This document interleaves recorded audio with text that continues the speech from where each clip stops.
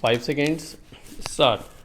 As you have already pointed out, under Article 323 of the Constitution, the Union Public Service Commission submits annual reports, and these reports are laid before both the Houses of Parliament along with any memorandum, if there be any, from the government, explaining their position as to why they have not accepted the particular advice of the Commission.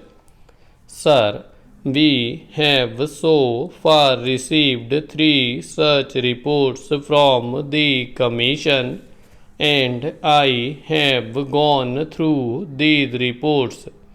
Sir, the general impression that I have gathered after going through these 3 reports is that, apart from the fact that there have been cases of non-acceptance of the Commission's advice in many important matters, there are, sir, very serious irregularities committed by the executive government in the matter of appointments to the civil posts and the civil services. If you permit me, sir, I may add that I have found that there are occasions when the government has even bypassed the Houses of Parliament in their anxiety to provide for their favourites.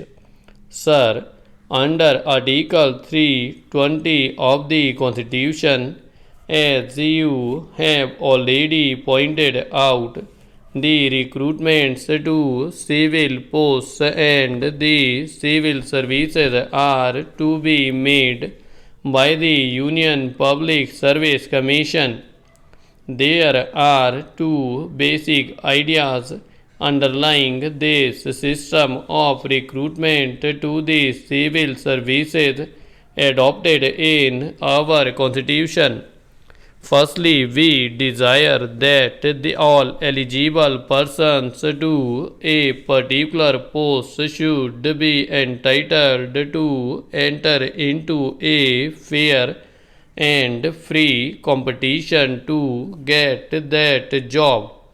Secondly, we want to avoid all elements of patronage in the matter of appointments to our civil services. You will find that under the old regulation, which has been kept in force under Article 372, there are several categories of employment and posts which have been kept away from the purview of the Union Public Service Commission. One of these categories is temporary appointment lasting for less than a year. I maintain from a review of all these reports that the government has abused this power of temporary appointments. The government has used it as a shield to bestow all kinds of patronage.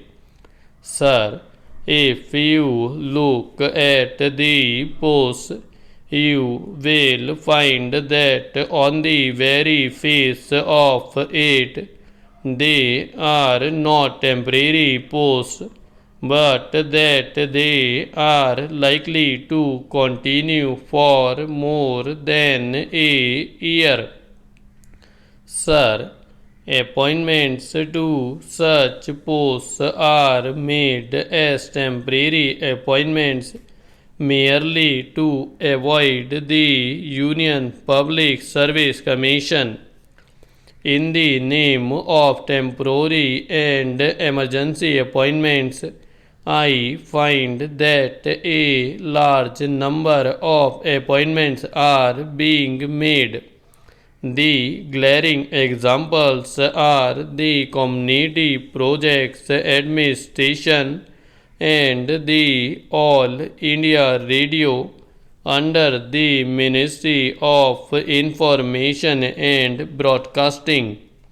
We find, as a matter of fact, such appointments being made by every ministry, but these are the very glaring examples, and I would like the Honorable Minister to tell this House as to how many temporary appointments are being made every year by the government and how many of them are continued every year even after the end of the year. Sir, they make the temporary appointments and they keep these appointments going on year after year, and they do not also consult the commission, although under the constitution they are required to do so. Apart from bringing in an element of patronage in the civil appointments, this procedure acts very unfairly to the other candidates who compete from the open market when these temporary posts are made permanent. When the appointments are regularized by inviting applications by means of advertisements, what happens is this: we cannot prevent these temporary appointees from competing in such examinations, and these temporary appointees who have gained experience at the cost of the taxpayer compete with the candidates from the open market and do better because of the experience that they have gained. I know it from my personal knowledge that appointments in the temporary cadre are purposely made in order that a particular candidate may gain experience and do better at competitive examinations, and I have a better chance of getting a permanent government service. Otherwise, he could never have got such a post. Sir, not only this, but the Commission have also referred to the fact that advertisements are drafted in such a way that it may suit a particular person.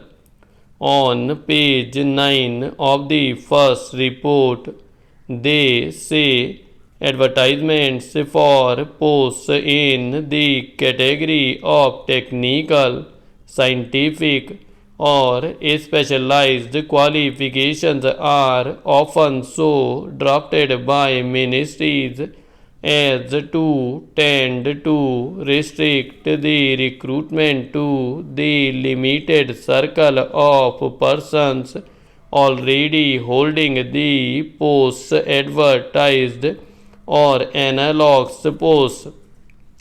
One of the main functions of the Commission is to so draft the advertisement without sacrificing the recruitments of the posts as to ensure a competitive selection for the posts from the widest field. I have looked into the regulations and the method by which the Public Service Commission works in UK. There the ministries merely from the Service Commission that they want such a post to be filled with a person of such and such qualifications.